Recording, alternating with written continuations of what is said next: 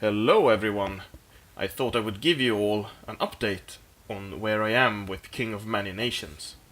So, the converter is still not done, but it's being worked on, and I am actively helping by providing save games and test results to the developer. I think version 2.0, which may be usable, I don't know yet.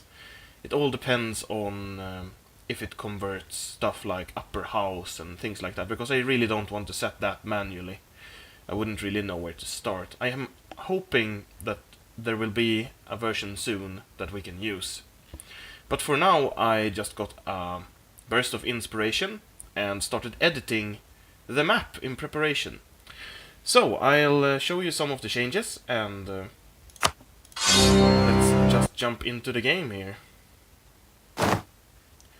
So, I've listened to some of your feedback on what I should do, so I've taken some things into considerations, and some other things I've decided upon myself. So, this is just a work in progress. If you see anything that you would like changed, please say so in the comments. Anyway, I've done nothing to Scandinavia and Great Britain, or Ireland. They were perfect as they were. I will let's just show you what's important here. Well, first off, man, don't like observer mode that much for showing you this, but anyway, France was on the losing side of almost every war possible. So, they started out as rather powerful at the beginning, but I decided upon seeing them losing all those wars that they would be decimated, and sure they were.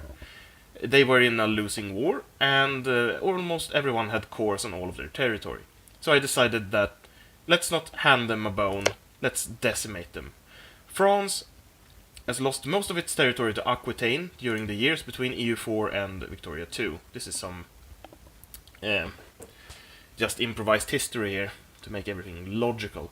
Italy has also taken back all of the Italian peninsula from France. They are some kind of Italian-French hybrid country. Not really Italy as we know it today, more of a French Italy. France also lost most of its colonies. They keep some. They have New France and the French East Indies, but they lost Canada, which I can show you here. I decided to set Canada free as Quebec, and the French Louisiana is free as well. I don't believe they had any others. Yes, they had. They had this Castilian... No, French Mexico that I decided upon giving to the Aztecs. So, the French cores look like this. The only ones they have left are the ones they had here in mainland France. They lost the ones on the south here, because they were not connected. They had some cores down in Provence, but they didn't connect up to this, so I decided upon removing them. Ignore the claims, because I don't think the claims will be converted over. Italy, on the other hand, I'm still not sure if Italy should get all of this. That makes them disproportionately strong compared to what they were. If I change anything, I might give Rome to Aquitaine, because it's an important province, and Aquitaine, being the defender of the Catholic faith, might want it. I also removed Castile from the map here. It just didn't make sense for them to be landlocked, keeping all of their colonial subjects. Just didn't make sense in the slightest. So I gave this to Portugal and removed the remaining cores, which were here in this province, Salamanca, and Galicia. So they have no cores here. And I took the suggestion of one of my viewers and moved them over to Guyana. I merged Guyana and Castile, and I traded some provinces between Portuguese Peru and Castile to make this contiguous. So they lost this province and this province, I believe, for this one. So Castile keeps all of their their subjects. I don't think Castilian Colombia actually exists, and Las Guyanas don't exist, so that's void. They merged with them. It's just that this save game hasn't updated properly. So let's see here.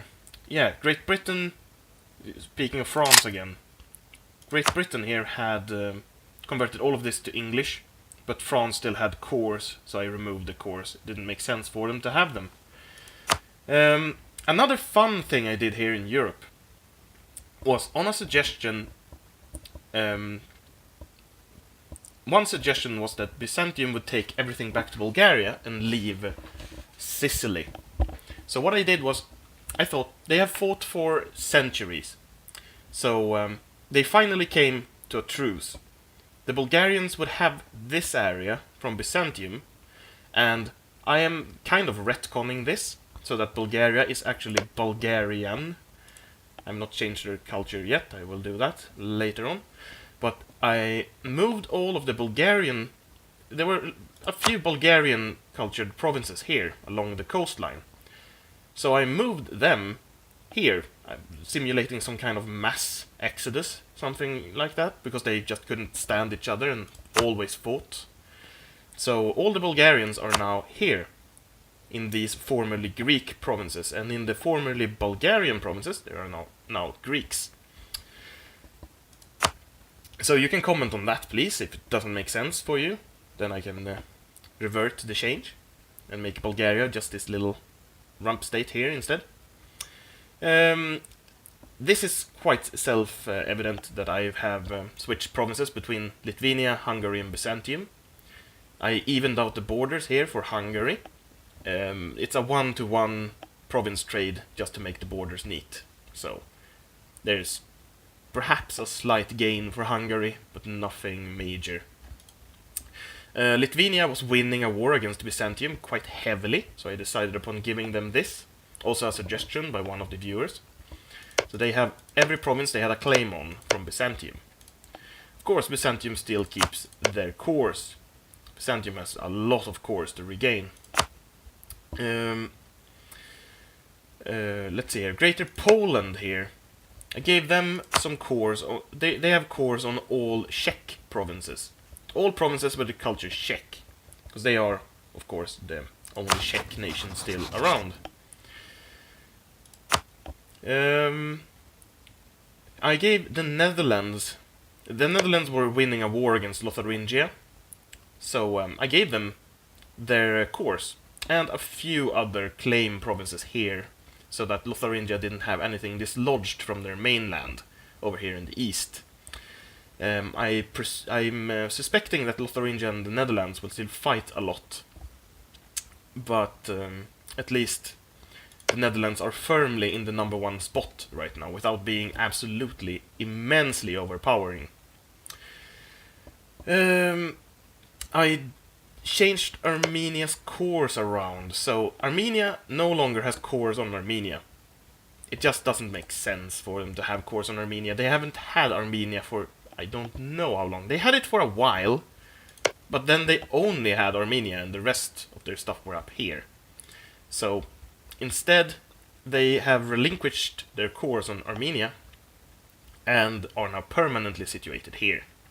Mordva has been given cores on them though, because they have been trying to annex them for I don't know how long. So they will probably annex them in Victoria too.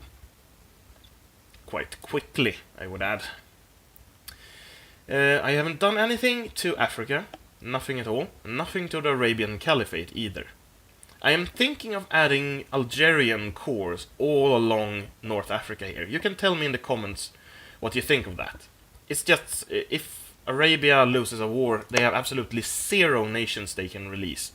None. They are super unified, which may be a problem, because almost every other nation in the world can release nations in one way or another. Here in India, I gave Vijayanagar some cores back on the Indian lands. Just a few of them. I should give them a core here as well, so that some Indian nation has a claim on it at least. I don't think the Netherlands will lose them, these provinces, but I thought it would be fun to give them a chance to lose it. I gave one of Shan's provinces here to Bhutan. to make the borders neat and nice. Also, Tibet and Bhutan here are Sunni, no longer Buddhist, and Shan is Buddhist, so it didn't make sense for this province that is Sunni and Tibetan to actually not revolt against them. I gave some of Arabia's provinces here. They had these two to Shun. Shun is one of these little nations that I find incredibly fun. They are a Muslim Chinese kingdom with cores, let's see, all over this. I want to give them Western tech as well, because they revolted out of the Arabian Caliphate. They don't have that right now, but if you think giving Shun Western tech would be fun, to perhaps see them cut a way through Manchu here, then tell me in the comments. Because right now, Shu and Manchu are in a personal union, so I guess that will convert over as something or other. The Arabians still have this. I am not sure what to do with it, because they have had so many revolts here that it makes sense from a role-playing perspective to make this into an independent region in some way. I mean, it's far from the mainland, and the number of revolts has been staggering. Just look at this. There's a pretender revolt stack here right now. So please tell me what you think about that. Down here, I've not done anything except... No, actually, I've not done anything here. This is exactly as is.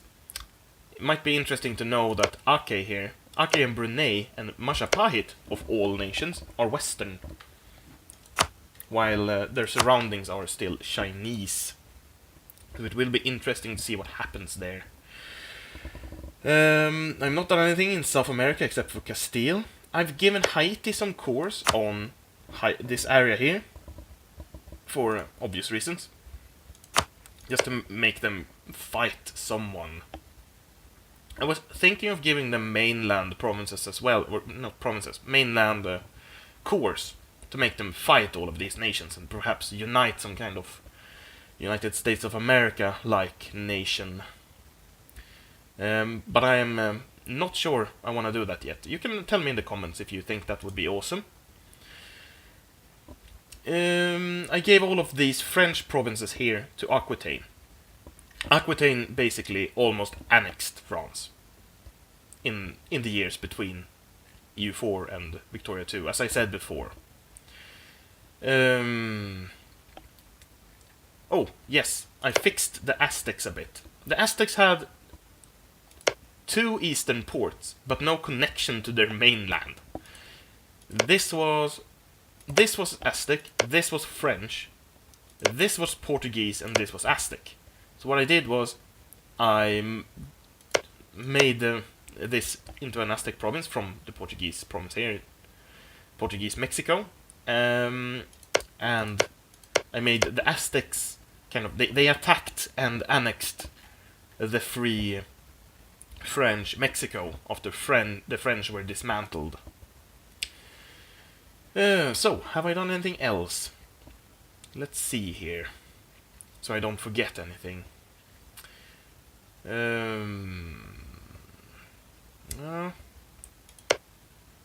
Well, I removed one of Byzantium's cores in the middle of Italy, because it was weird. It was on Romagna, I think, for no reason. I didn't want any random cores lying around. No, unjustified cores. They don't have their culture or anything there. It's just a random core. Yes. Well, I believe that's it. I might have missed something. But please tell me in the comments of any changes you would like to see, or if I've done something completely crazy in your opinion. Oh yes, I removed a lot of Uzbek's cores.